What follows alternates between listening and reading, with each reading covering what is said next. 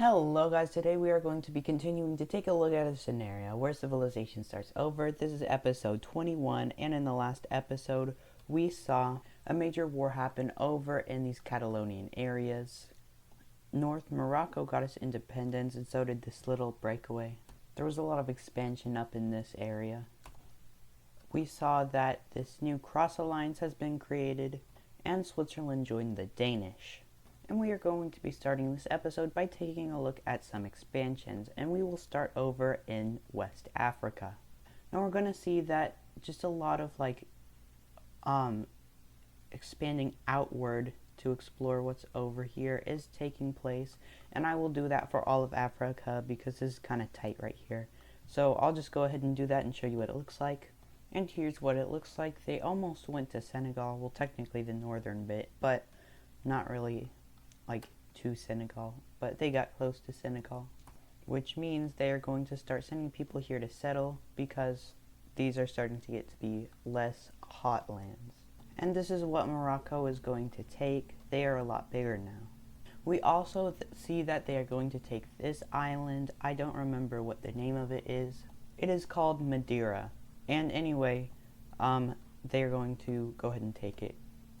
We see that they are going to continue to explore along the Nile, and they get about to here. And they're going to expand their country to look like this, but we are going to see a new country being created, and it's going to be this little blue color. And they're just going to also follow the Nile River. Now this Egypt is a little bit bigger than Egypt was in real life before it turned into the Southern Kingdom. I forgot what it's called, but that's basically what this bit is, and it's a little bit more south anyway, but yeah. And at this point we're almost in South Sudan. And looking at the map zoomed out, it kind of looks gross if I'm being honest, but it'll be fine for this episode. Now over in Saudi Arabia and the Arabian Peninsula, this is what's going to happen. I'll just show you what happens. And here's what it looks like. Here's what it looks like. I don't know what happened there, but so for all of these areas, explored land is going to look like this now. Wow, not much has changed besides explored land. And then this little bit of land is just given to the pink team. I've decided that I'm going to change the capital city of this team from here all the way over to here. Now it's kind of like in the middle of nowhere. I'm going to put some more major cities over here, mainly just in this area. There we go, that looks better. And it's a more centralized location without it being too far away from the heavily populated areas of Estonia. And that basically creates the new Russian Federation. Now this is not a new government or anything, but this is officially Russia. Even though technically the capital was originally near St. Petersburg and not in Estonia.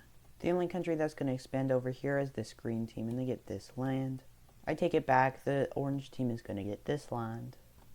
The northern Persian team is going to get this land. The southern Mesopotamians get this. And then the southern Persians are going to just about double their size. Taking a look over at India, this doesn't happen all at once, but the whole of the Indian subcontinent is discovered, and we are going to see that the whole island of Sri Lanka is also discovered. We see that the central Indian country is going to get a lot more land. The Indus River civilization is also going to connect up with them. And then finally this Bangladeshi country is going to get this land. A lot of expansions happen over in India this episode. We are going to see that these explorers right now in Myanmar are going to explore all the way down over here to the Panhandle in Thailand and Myanmar, and they're going to find that this is a peninsula and there's another ocean, so they are going to keep exploring, and eventually they're going to make it just about to here, and they're going to stop for now. But over in this exploration group, they're going to continue going down, and they're going to eventually stop at around right here. And over in China, we are going to see that they're going to continue to explore down the coast. They do find that this little area is actually quite nice, so they're going to explore around it, but they're not going to stay there for long because they're going to keep exploring down, and they're actually going to discover the Hainan Island. It's not the Hainan Island. It's just Hainan Island. And they are going to get all the way to the northern coast of Vietnam. And as we can see, these two groups are super close to each other, but they are not going to quite reach each other yet. And we see that more exploration is made in the Japanese Isles. And they are going to get all the way up to Hokkaido. And let's just take a look at what's going to happen over here. So we see here, like between Hokkaido and the mainland, we see a purple team be created. We're going to see that the pink team over here is going to be greedy and get a lot of land away from this team. And we see that the rest of this land is just given independence. And that is finally it for the exploration area. And I apologize for it being so long. It was 4 minutes. But that was kind of a long time. At least in my books. I've been recording for probably 20. And the next event we see happening is going to be taking a look at Crete. And we are going to see that there are going to be 2 rebellions, being one in Cyprus and one rather large one over here in like Malta, Sicily, and southern Naples. And even though Sicily would go ahead and fight because they have a very good navy, a lot of people were living in these 2 areas, especially the Sicilian area, because that's the land they got most. Actually, this is land they got recently, and they have a lot of like stuff here, which means if they tried to fight this area, it wouldn't go very well. So they just give these 2 areas independence, and the peace treaty for both of them is full annexation. Now Crete is allowed to exist, but they are severely weakened. However, not so severely weakened because they did not fight. And we are going to see another civil war happen, and this is going to be in Romania. And we see over in Romania, we see a civil war. This green area is what's going to break away, and let's just take a look at the fighting. It's hardly been an episode, and the government layer is still super outdated, but we can see that this country was a constitutional monarchy, and the people were like, this guy cannot be for real, because it was basically an absolute monarchy. I don't know why I have it labeled as this, but it was basically a dictator at that point. So just pretend that that is a dictator and it's gray. But basically, the people were not having it, and they wanted an actual constitutional monarchy, maybe even an oligarchy. Let's just see how that goes. But we are going to see that fighting continues, and they're going to try to get this major city, which goes successfully.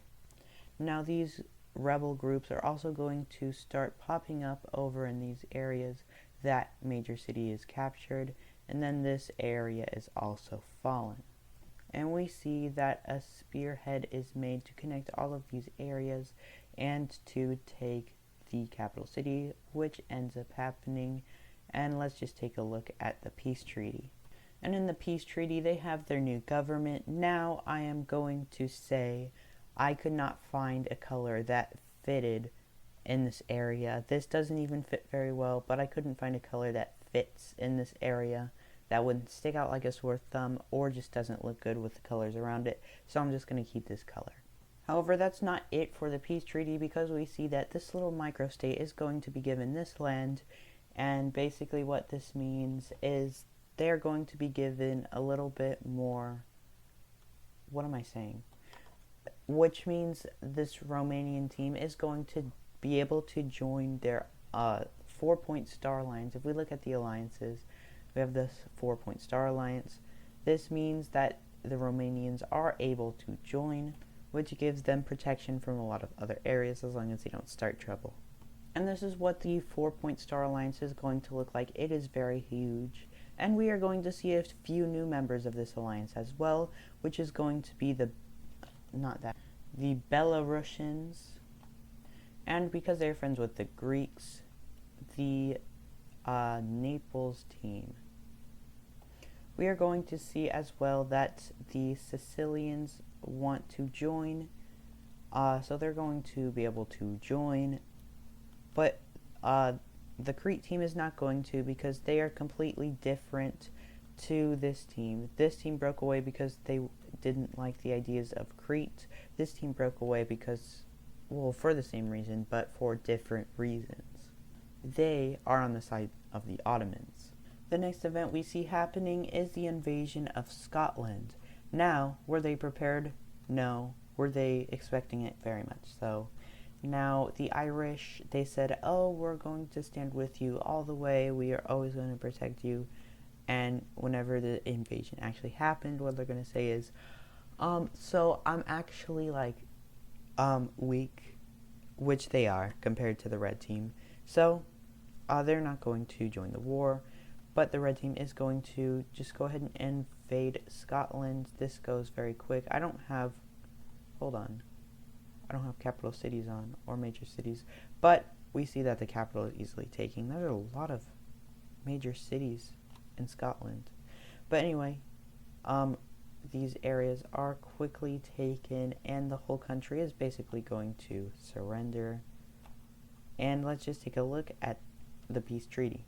And the peace treaty, of course, is full annexation. They even get these little isles up here. We got the Shetland, I think, and the other one, the Faroe Islands.